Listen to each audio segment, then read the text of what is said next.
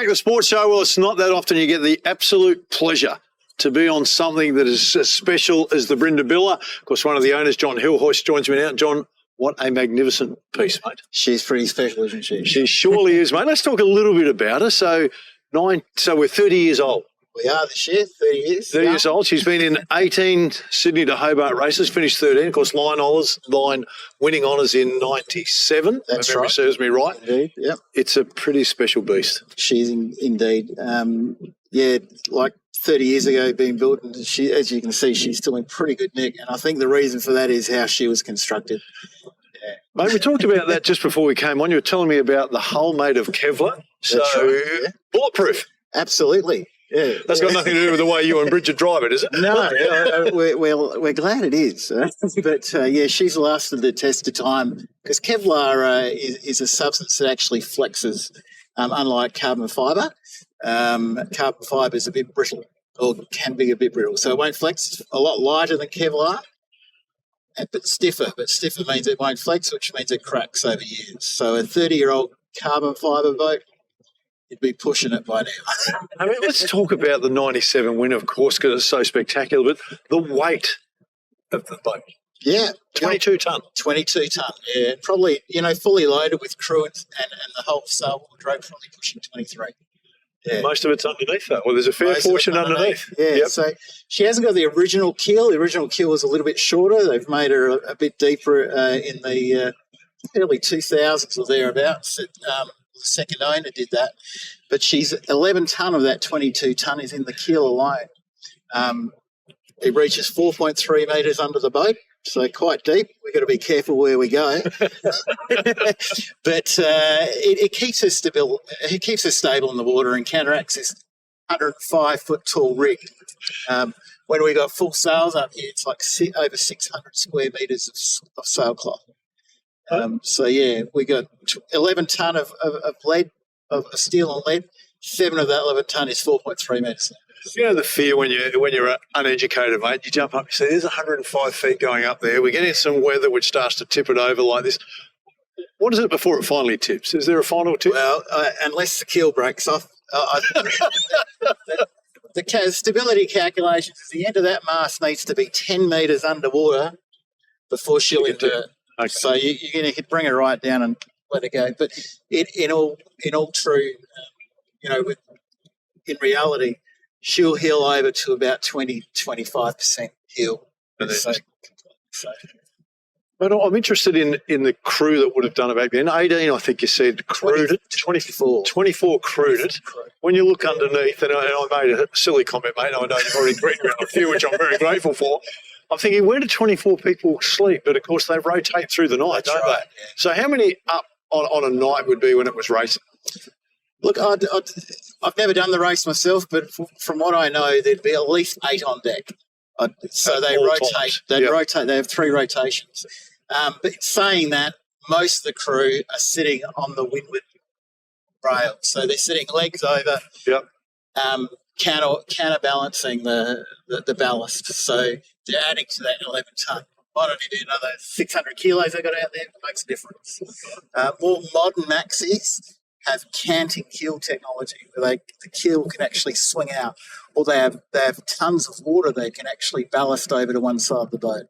Okay, mate. Now, they started building in 93, and you said, well, finish in 93, and then the rules changed. They did, yeah, indeed. What happened?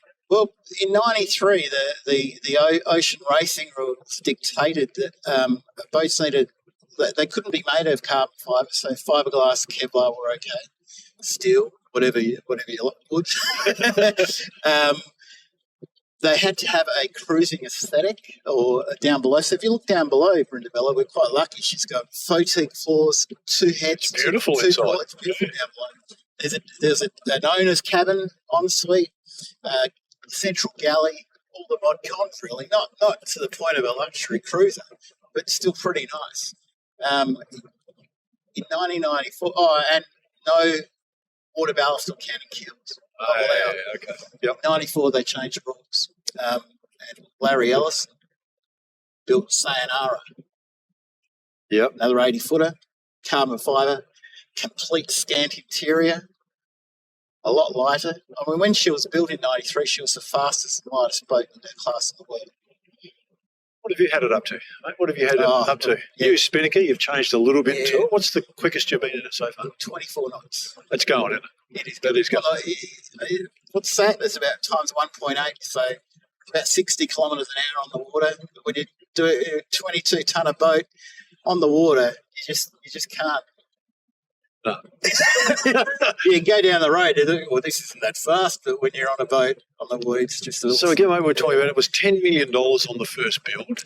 And obviously, so if you tried to build it now, we take a guess, it's a $50 million boat. So... I know that Comanche, which is a very competitive maxi, that would have been, it'd have to be around the 15 to 20 mil mark to build.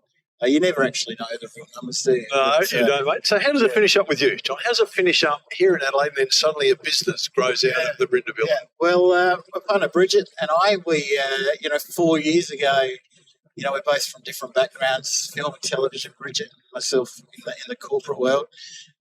We wanted our own business. We didn't know what we wanted to do, so we sat down and did a bit of a values elicitation. We thought, what's important to us? We've got 4 kids under 13 at that time. So you bought the boat to get away from the kids? No. Sorry. So what's the business going to suit? We originally thought, maybe a restaurant, because hospitality, entertaining, providing an experience with part of some of the values that we want out of our business. And we just didn't know what it took us, honestly. We sat on that for at least 2.5 years, trying to work out what, still in our normal job. Started up an art studio because we're both creative, just on the side.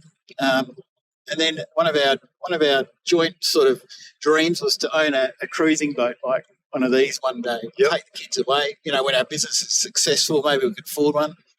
But one night the two just collided, didn't they? We were surfing yachts for sale online, as we often did on a Friday night, a glass of wine or whatever.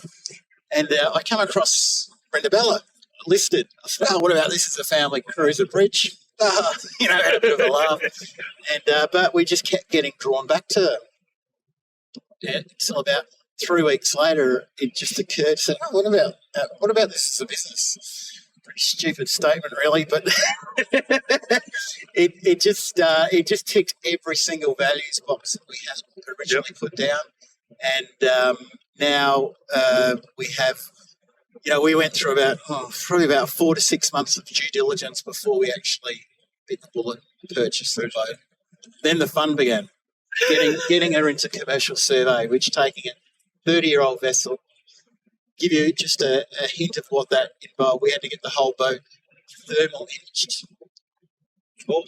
X-rayed or ultrasound in places, just to test her structural integrity and understand. We had to take core samples out of her to get them lab tested. Wow. But in the whole process, I mean, she was as her structure is still as good as what it was when she was built. Amazing, mate. And so you've turned it into a business now, mate. I know you have tours where you take business people out and all kinds of people go out, which is absolutely brilliant. Do they get involved when you take someone else? If I came out and a group of us came out, mate, are we on the winches or are we... I reckon we should go for a sail. Yeah. Might be a little bit scary for me. So these winches here, when that's fully loaded, for example, with the head saw or this with the main, you could have up to 10 tonne worth of force on that. 10 tonne? Yeah. These are Dyneema cord sheets. Right. Dyneema is a substance that was created by the North Shore fishing industry, or North Sea fishing industry. It's stronger than steel. It's an incredible fabric or rope, and it's expensive too. But we don't. It's just too dangerous to have punters. Yes, playing with those tools. Yeah, we let them on the helm. And they are thrilled. There you go. Be happy on the helm. They are thrilled wouldn't you be? To take command of such a... it's an unbelievable piece of history, mate. Again, when you go out, always the attraction around here, dolphins, and they're around. They attract you. Everywhere. They come in the pen here. Yep. We have them following us back into the pen. Really? Yeah. Unbelievable, isn't it? Not just dolphins. I mean, this whole area here is a southern zone of an international flight flyway Yep. for up to 5 million birds Right. and hundreds of heaps of it's the Adelaide International Bird Sanctuary. Okay. And they fly from as far as Siberia. Into here. Yeah. Greatest couple of moments for you so far, mate? Your 4 years with the Brindabella. It's been a couple of great moments for you. Sailing into Portland on the way over. Yep. I think we had about 20 knots behind us, and it was just a big sea too. Yep. So we're surfing these waves, and also crossing the border into Adelaide. It's like we've got this welcome of over, I'd say, without exaggerating, 200 to 300 dolphins. Wow. Joined us, crystal clear waters, Yep. and they just came after us, and they just surrounded us for about 45 minutes, and it's just like, it's amazing. Moments you really forget that. Has it been worth it, mate? Did it fulfil the dream? Has it fulfilled the dream? It's absolutely exceeded our expectations. You know, when we get people walking on here flabbergasted because they know the boat. Yeah. We couldn't have done it. We bought the name Yes. from the boat. It's got such a rich history in sailing, and she means so much to so many people. And I think the reason for that is she never changed her name moving through The journey. You Yeah. know, you've got boats there just move their name with sponsors. Yes. So you try to keep track of them. Yeah, this one stayed the same. Yeah, this one stayed the same. Well, There are people stepping off cheers. really. It's amazing. Well, it is an amazing vessel, no doubt about it. The Brindabella, an absolute part of Australian history. 97, of course, won the Sydney to Hobart. 13 races since that time out of 18. An amazing achievement. If you get the opportunity, you need to come down and get on it. Stay with us still. A bit more to come.